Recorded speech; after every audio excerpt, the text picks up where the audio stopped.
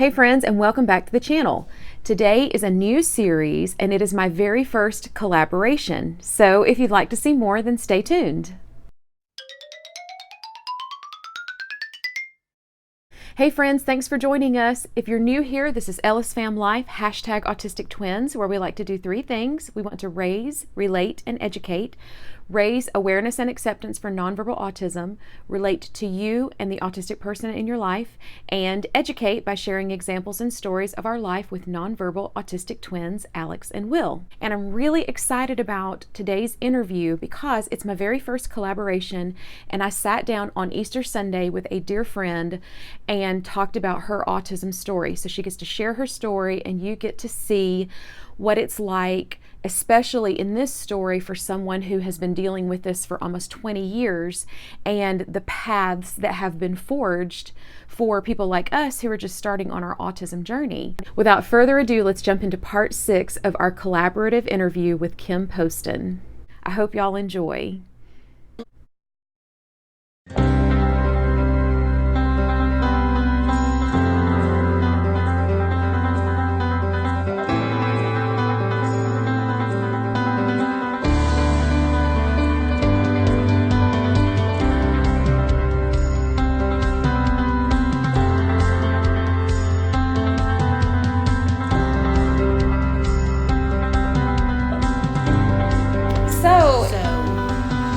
Life-changing. It was absolutely life-changing. Because it was pivotal, and it turned him in a new direction. It turned you in a new direction. He was able to, his learning probably really exploded. Yeah, because it exploded. You found the right key. Well, I'm sure that was a process too.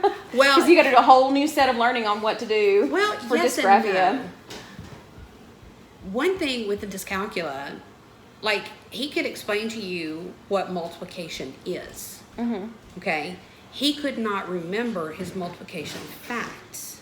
Like 2 times 2 is 4, 4 times 4 is 16. You know, like he could work it out. Yeah. But it took him forever. That was me. But he could tell you what the process was. Yeah. He just couldn't remember the details of it. Yeah. And Debbie's solution was, well, if he understands what he's doing and why he's doing it, give him a calculator. Is that not cheating? She went, no. Yeah. Okay.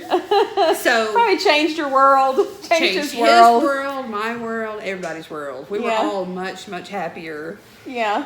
Oh. It's one of the keys. So in that regard, gaining new tools happened like that. Yeah. As far as like the dysgraphia, that was more of a process. We did learn of a program, and what's it called? Naturally Speaking. Okay.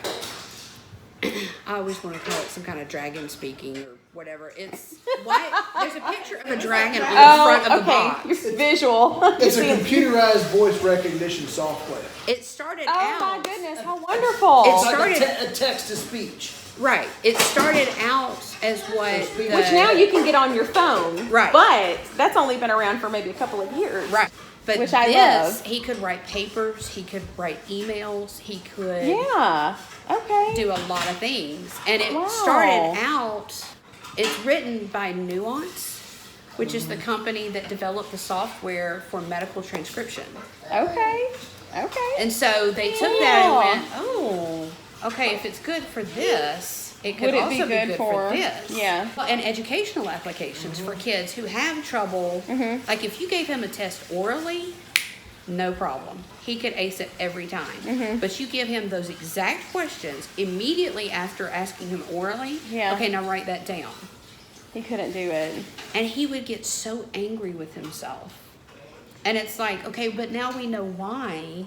That's an issue. Yeah. It's not that you're being stubborn and you're not being lazy and you're not being any of those things that you're calling yourself in your head. Yeah. This is an actual thing. Right. And there's a reason for it and we can work around it. Yeah. So you dictate your papers that you have to write for these different subjects. He dictated them to the computer and the computer printed them out. Yeah. Nice. You know, so he still had to know it printed precisely, or it wrote precisely what he said. So it's not like it crafted it into this beautiful essay. Yeah, he still has to. He still had to, new paragraph. Yeah. He still had to do the punctuation. Yeah, mechanics. He still had to know all of the same things, so it wasn't giving him a leg up. Mm-hmm. It was just taking out the frustrating aspects of writing. Of the disability part. Right. Yeah. And the reading part, the Scottish Rights Foundation developed the series of DVDs that teaches reading the way dyslexic children learn. Okay. And it's not the usual A, B, C, D, A says like cat. Like it's not phonics. Yeah. Okay. It's not phonics. Okay. Phonics is how the vast majority of people learn to read. It's a fabulous system. That's how I learned to read. It's very effective if that's how your brain is wired to learn. If it's not, you might as well be speaking Greek to them because they don't understand what you're telling them to do. What did they do? Did they do sight words? Sight words. Okay. You develop these flashcards and you do these sight words and you have these exercises that you do with them, and very quickly, like now he loves to read for pleasure.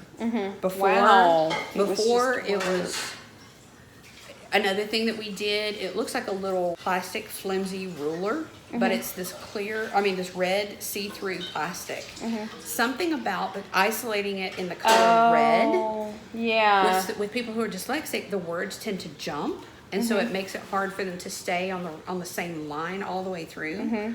But the color red makes the words stay still. I don't understand the science behind that, but it works. So he used a clear red ruler to read each line. Well, it looks like a ruler. Like it looks like a little... Does it isolate that one sentence? It isolates like two, depending on how big the print is, obviously, but like on a 10-point font, it would isolate like 2 or 3 lines. Yeah. So you can narrow it down. Yeah. Like for a children's book, it would probably be 1 line, like a Dr. Seuss book or whatever. It would probably be 1 line.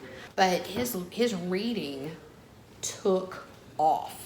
Nice. Took off. After that, he wanted, Mom, I want an encyclopedia on the ocean.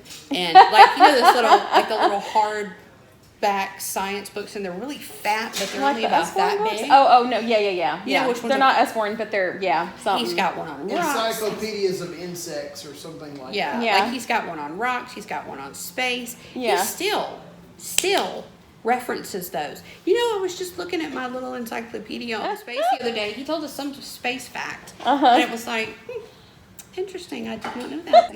No, it was meteors and the Earth's orbit and. Anyway, a new ice age, and it's anyway. Yeah, he's a big thinker. This is EllisFamLife #AutisticTwins, and this is a series I've been collaborating with one of my best friends, Kim Poston, and her husband Scott, and we have been talking about Kim and Scott's story with their son Ellis, who is now 19, and we have been hearing their story and their journey of getting his diagnosis with high-functioning autism. Several-part series detailing Ellis's story and their journey, and the big thing that I want to take away from Kim and Scott's story and Ellis's story specifically is that they have fought a long, hard battle, and they've kind of paved the way for the rest of us to get the resources we need, get the label that we need in order to help our autistic children, no matter where they are on the spectrum. So anyway, thank you for joining us, and I hope that you enjoy this story of Ellis Poston. Okay, friends, if you have enjoyed the collaborative interview with Kim Poston, be sure to click that like button. If you're interested in seeing more of EllisFamLife #AutisticTwins, be sure to subscribe to the channel. Click the bell to ring notifications for videos that I release on Mondays, Wednesdays, and Saturdays. If you know of someone who needs to meet us or needs to hear our story or needs to build community because they're alone in the autism world, then share this video with them and get our message out there. Head on over to Facebook and like us on EllisFamLife #AutisticTwins and on Instagram EllisFamLife _AutisticTwins. We also have a CBD page. If you're interested in knowing more about our use of CBD with our twins Alex and Will, then see us on Facebook at EllisFamLife #AutisticTwins CBD VIP. And I look forward to seeing you in all of those places, and thank you all for watching. And as always, I look forward to next time.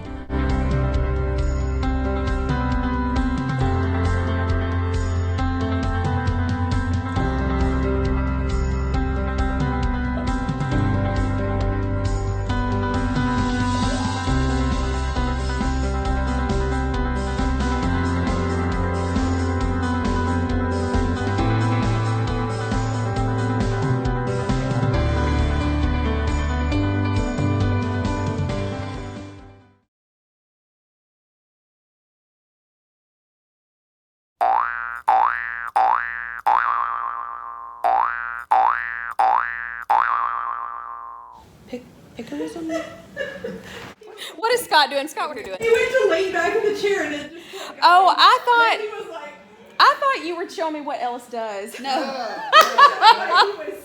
He was trying not to fall out on his head. Without further ado, let's jump into part 3 of our collaborative. Without further ado, let's jump into part 3 of our collaborative review. Amber, get your words. Without further ado. Okay. In addition to the suspected autism, He is a turd. He knows it too. it was Frankie. He says, I don't know and I don't care. He just wants to mess with it to see what I'll do. Without further ado, so let's jump into, and without further ado, let's jump into part, without further ado, I hope y'all enjoy. So I don't know if I should tie it into something like that. I don't know. That's the only reason I haven't released it yet, because I haven't had time to create a big email or whatever. Fine. I know. I'm such a slacker. Jump into part 5 of our collaborative review. This is such a tongue twister.